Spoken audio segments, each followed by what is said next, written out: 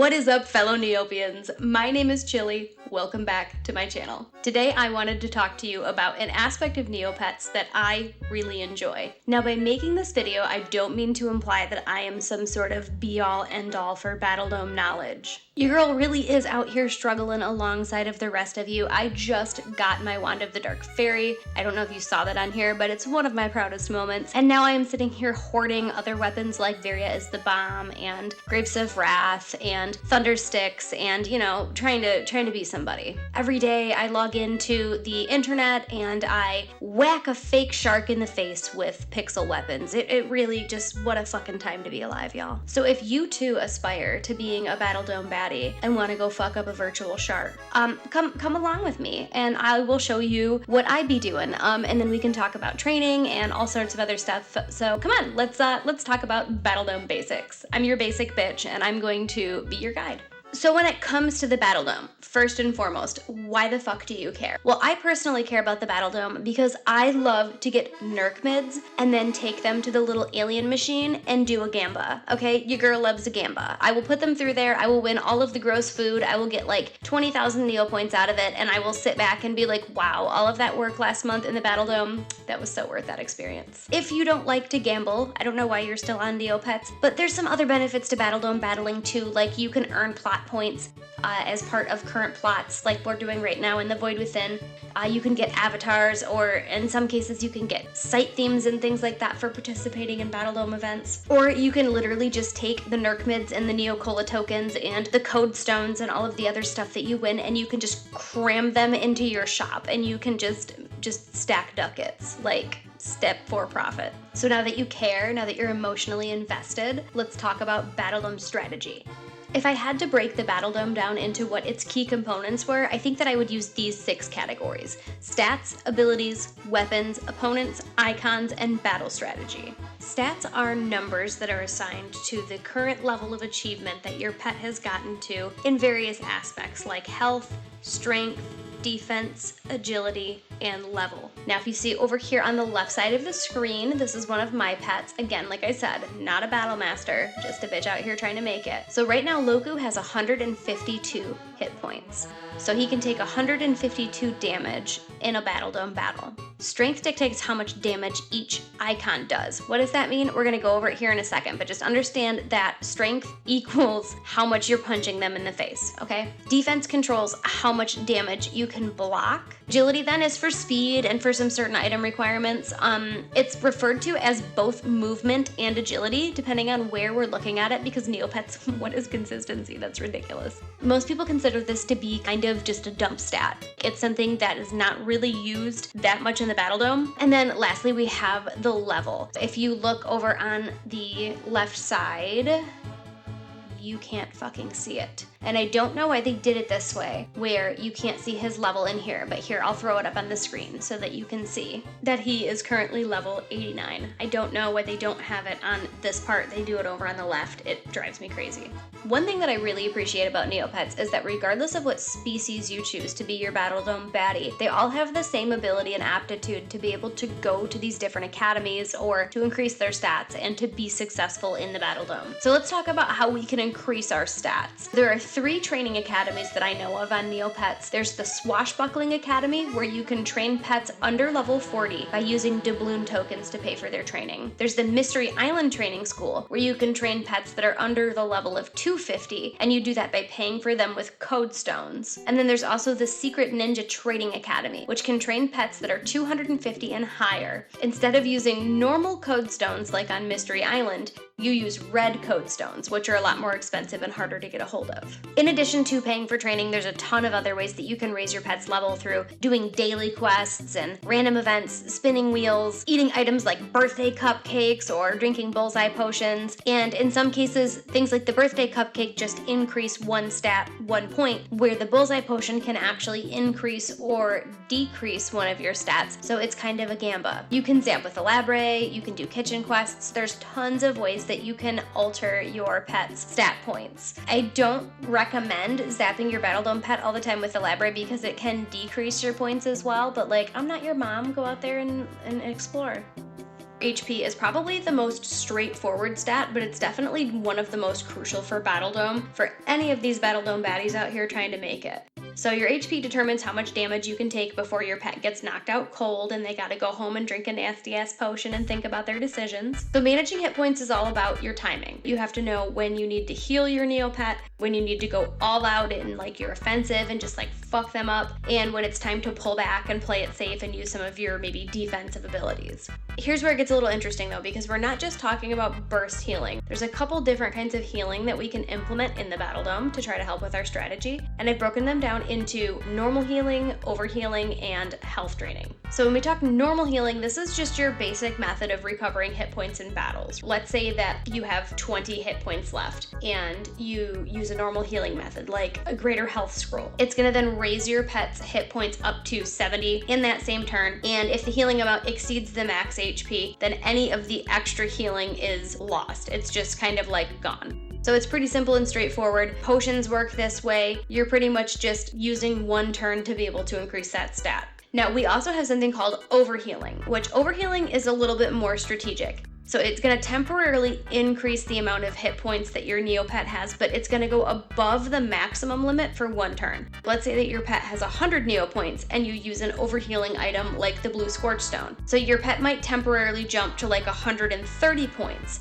because that item automatically gives you 30 hit points. So this is really useful when you're expecting a huge hit from a really powerful opponent, and then after that turn ends, your pet's hit points will be reverted back to its maximum. So even if you take like 30 points of damage that turn, you're still going to be at 100 points. If they do 21 points of damage to you, you would be at 109 at the end of the turn. Then that over damage that you overhealed, it just goes away. So you would be back at 100 hit points. So it's sort of like, I don't know, kind of like giving yourself a little shield, or like when you think that somebody is going to come and just blast you in the ass. It's just a little buffer that, you know, you can just kind of use as a treat to turn the tables in a battle. This is a really good move if I suspect that maybe my opponent is going to freeze me and then deliver a really big hit the next round. And then the third kind of healing that I wanted to cover is draining health. So draining health is exactly what it sounds like. You're stealing health from the other opponent and you're doing damage to them while you're also filling up your health meter. When you combine it with some defensive tactics so that you're reducing incoming damage as well, it's very, very effective. Strength is the stat that helps us to increase the amount of damage that our Neopet can inflict within the Battledome. Now, damage has kind of a two-sided tier to the way that it's calculated, because it has to do both with the amount of icons that are on your weapon and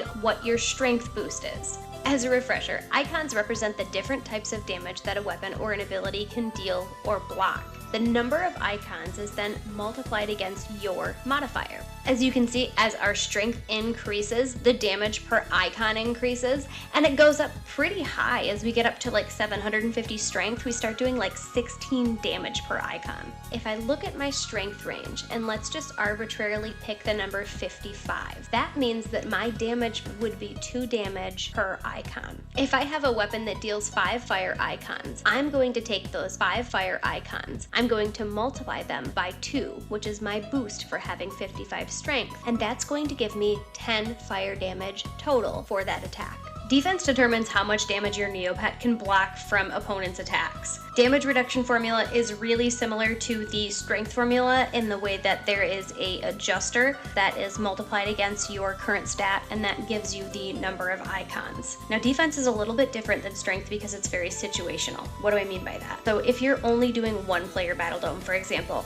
your defense may not come into play that often because you can pretty much just use lens flare and you can kill them in one turn usually, or 2 turns, utilize thunder sticks and stuff like that. The defense stat is not that big of a deal for one player Battledome. It's more of a 2-player Battledome kind of thing. Defensive items like shields block specific icons. So for example, the leaf shield blocks earth, water, and physical icons. But since we have a defense level of 55, we get a 2 modifier. So you can take all of those numbers and you can multiply it by 2. So at the end of the day, in the hands of our big bad fucking Neopets, this shield actually blocks 10 leaf icons, 10 water icons, and 6 physical icons.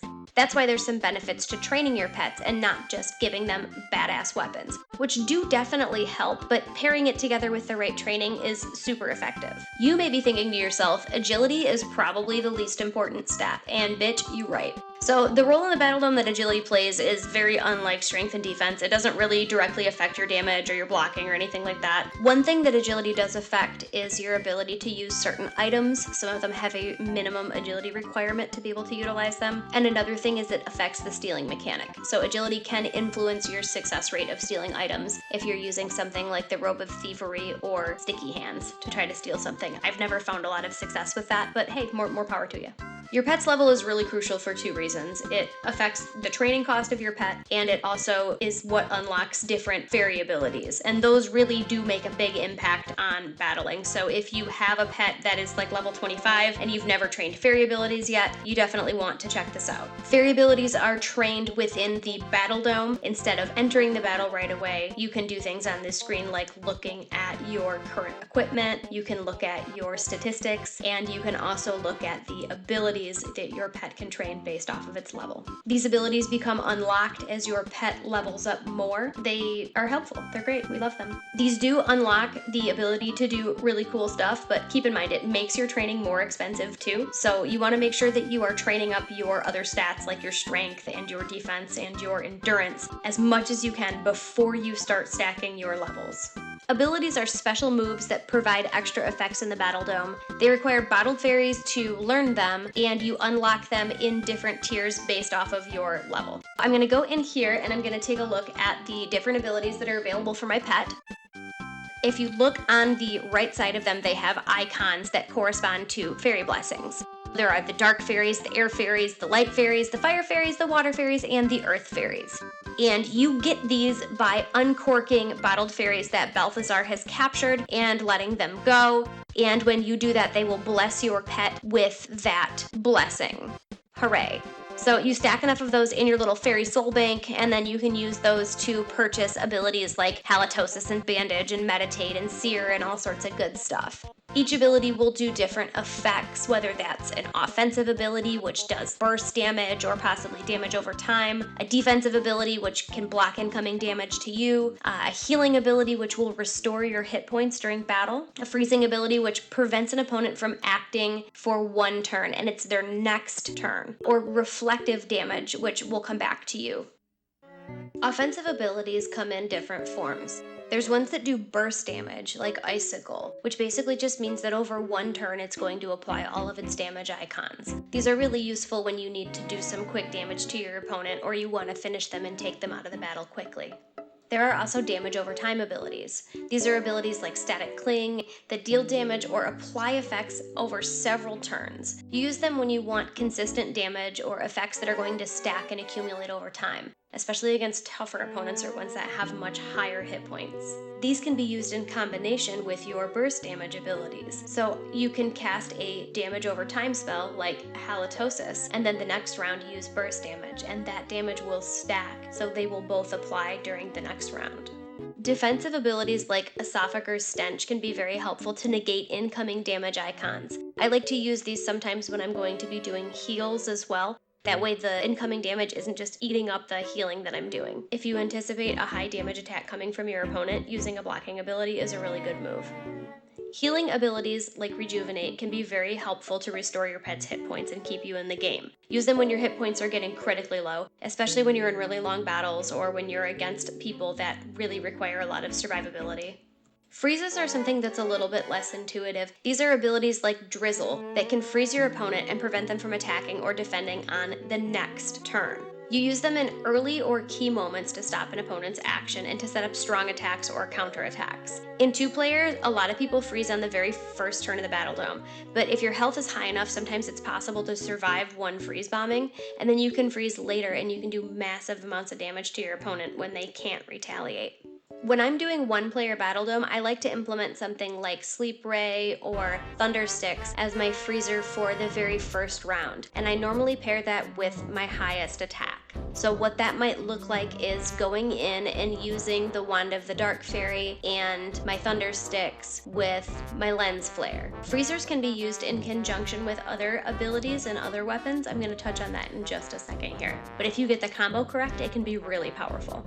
Now, in addition to freezers, there there are things called disables, which I've also heard being called interrupts in other games, and I kind of like that phrasing better. Most freezers are going to freeze your opponent on the following turn, but lens flare is a little bit different because lens flare is actually going to freeze them on the current turn, because it's going to cancel whatever the fuck your opponent was going to be doing this round, and it's going to allow you to strike them without them being able to block. So I usually like to use my lens flare in conjunction with something like my thunder sticks to be able to not only disable them this round and whack them in the fucking head with my Wand of the Dark Fairy, but then next round I can bring in something like my Varia is the Bomb or my Grapes of Wrath along with my Wand of the Dark Fairy. And I can also utilize something like my Icicle to be able to increase the amount of burst damage that I'm doing during that one turn.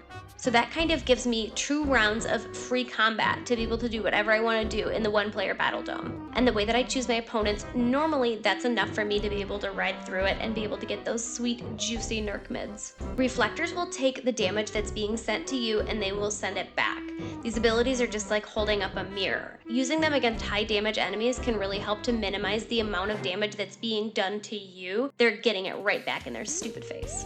There are so many different weapons and pieces of equipment for Battledome, but we're gonna trudge ahead.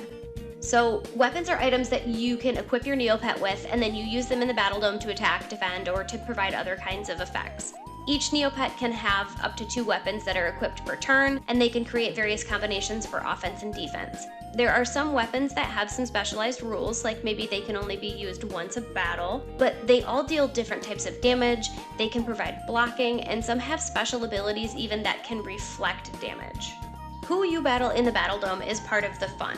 Some of the Battledome opponents are familiar Neopian characters like Archia Clown or Jetsam Ace, and some of them are plot bosses, like some of the baddies from The Void Within. Now, opponents can be battled at different difficulties, either easy, medium, or hard, and each of them is going to offer unique challenges and different rewards. The lower tier that you fight them, the lower tier the rewards are. Same with the higher tier that you fight them, the higher tier that the rewards are. But of course, their hit points go up, their strength goes up, they can do more damage to you. So it's important that you try to balance out your pet's level and what your pet's hit points are based off of the difficulty that's listed within the Battledome. Some of the opponents are going to be immediately available on your account as soon as you make it, and other opponents are unlocked through random events, through secret item codes, or sometimes by competing in specific plot events. There are some opponents that are going to be in the Battledome that are just never going to be available to us because they are locked based off of certain events that happened within the site, and we just were not around for them. Each opponent is going to need a different strategy. Some of them just require a lot of defense, some require a lot of healing, some require a lot of strength, some of them are weak to a specific kind of weapon type or a specific kind of ability. So understanding the strength of your opponent and their weakness is key to being able to kind of pull that victory out and get that W. Let's take Chia Clown for example. Chia Clown is one of the first people that you're going to fight in the Battledome. On the easiest difficulty, Chia Clown has 10 difficulty, so 10 starting hit points. They have 3 different abilities, Static Cling, Shade, and Positive Thinking, and on the right here we have all of the possible items that they could be bringing into the Battledome with them and what the effects of those items are. So if you're going to be battling a new Battledome opponent, I highly recommend that you get on Battlepedia and you take a look at what their profile looks like. I have Chia Clown's Battlepedia pulled up right now. You can see that there are all of the different abilities that I listed earlier, and here's all the different weapons. This gives you a little bit more in-depth ability to, click on each of the weapons and learn a little bit more about it. How many icons can it do? Is it a ranged weapon? Is it a physical weapon? So I highly recommend that the first time that you fight an opponent, you go through their Battlepedia and you familiarize yourself a little bit with the types of icons that they could be doing in damage, the type of icons that they could be blocking, any special abilities that their weapons may have, like reflecting damage, and any kinds of abilities that they have or items that they have that may have a big impact on the battle. Like this downsize power down is one, for example. So I might want to hold back when I'm fighting an opponent that has something like this and not use my fucking big bad endgame on them until I see them use that downsize. It's gonna block 100% of all damage that I do, and it's single use. So once I see this little clown motherfucker use this, it's game on, bro. It is on like Donkey Kong because I know that he can't use that again. So I'm gonna come at him and I'm just gonna like rain blows down upon him. In addition to learning their weapons, I like to learn about their abilities and what those do as well, because I'll be honest, I don't have all of them memorized. So like, let's look at Static Cling. Static Cling is a attack that will do 3 icons of light damage. It is a multi-use and it does not have a cooldown, so he can spam that shit. There's also Shade, which allows him to slip into the shadows to protect himself. So it's a defense ability that defends 3 random icons using your opponent's defense boost. So it's going to use my defense, not his, and it's going to apply that to whatever random icon it picks, and then it's going to be able to, my defense boost is 2, so it would be able to take 6 random icons of damage. Let's just say that maybe it chooses dark randomly. So boom, there you go. If he uses Shade, it's going to absorb 6 of my dark icons. And then Positive Thinking is a healing ability. Now that I'm a little bit more familiar with my opponent, that helps me to be able to form a battle strategy for the kinds of weapons and the kinds of abilities that I'm going to use against this opponent. I can do an evaluation that my opponent has 1 attack with Static Cling that does light damage and 1 attack with Ultra Rainbow Flash that does light damage. So that gives him a total of 2 different attacks that could possibly do light damage to me. It looks like he has 1 attack that might do fire damage with Ultra Rainbow Flash. His Feather Tickler and his Chia Clown car both do physical damage, so there's 2 of them there. The Chia Clown Seltzer and the Chia Clown Flower both do water damage, so there's 2 of them there. And the Chia Clown Seltzer also does air damage, so there's 1 of them there. So I can kind of make a little tier list of the kinds of attacks and abilities that he has and what sort of damage he's going to do, and take a look at what damage I can block with the items and abilities that I have. On the flip side of that, looking at his defense, he has 1 ability that will block everything. He has another ability that can block both light and water, another ability that can block physical and earth, and another ability that can block dark. So other than his, hey, I can block everything 1 fucking time and then I'm screwed downsize power up, he doesn't really have anything that can block fire or air or fire or air. He doesn't really have anything that can block fire or air. So it might behoove me to find weapons that do fire or air damage when dealing with an opponent like this, because I know that he doesn't really have a whole lot that he can use to defend himself against it. To be an effective Battledome battler, you have to be well-rounded. Try to diversify your damage types. Use weapons that deal a mix of different kinds of icons, like fire and dark and physical. It can make it a lot harder for your opponents to block all the damage types that you have with a single shield or ability. Study and then target your opponent's weaknesses. If you know that your opponent uses a lot of a certain kind of icons, like let's say water icons, equip a weapon or ability that's going to block or reflect the water damage so that you can gain an advantage on the battle. Remember your full blockers, your shields or your abilities that can block all types of icons and specific damage, sometimes even multiple times. These can be so crucial against opponents who favor a specific damage type. And remember that your abilities complement your icon strategy. For example, Lens Flare can block all weapon icons for 1 turn, and that really gives you the chance to reset or heal without taking damage, as well as being able to completely unload on them without them being able to turn around and damage you back that turn. Your defensive strategy is so important. You need to be able to balance your offense with your appropriate shields and reflecting items so that you can minimize the amount of damage that's taken and create openings for counterattacks and healing. It's so important that you are adapting to the way that your opponent is battling. Look down in the combat log and observe the kinds of icons that your opponent is using and blocking while you are battling. Adapting your Battledome strategy and changing your loadout, your items, and your equipment is so crucial. This is why it can be important to sometimes equip your Battledome pet with more than just 2 or 3 items. Having things in your back pocket that you can then switch around and use to be able to adapt is very important, and I don't honestly see much of a downside to utilizing the maximum number of Battledome items, other than they're not available for other pets to be able to use. But I'll be honest, I actually only have 1 pet that I have trained up for the Battledome, so it's not a big impact on my account. Thank you all so much for hanging out and watching this video today. I hope that you had a good time. Feel free to subscribe and click that bell if you liked this content and this kind of format. I'm going to continue making lore videos and talking about the mechanics of Neopets because I love this game and it's been keeping me sane for, I don't know, way too long. I have so much fun making these videos for y'all, and I hope that you have fun watching them too. Thanks for hanging out with me today, y'all. I love you. Have a great week.